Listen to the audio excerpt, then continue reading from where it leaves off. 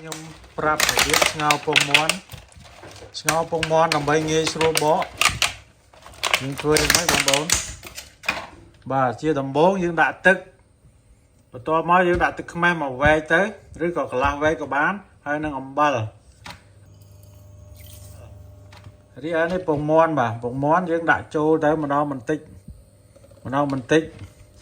កុំឲ្យវាបែក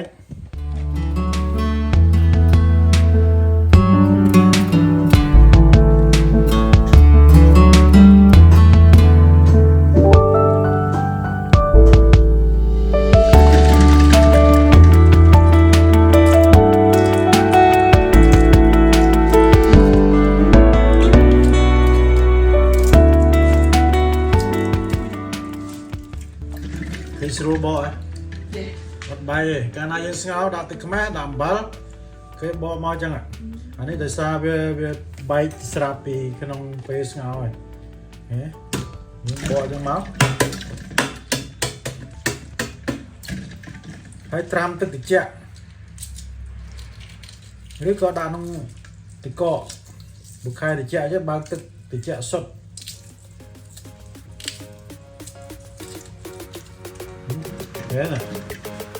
នេះរបៀបស្ងោរពងមាន់យើងដាក់ទឹកខ្មេះហ្នឹងទៅបានស្រួលបង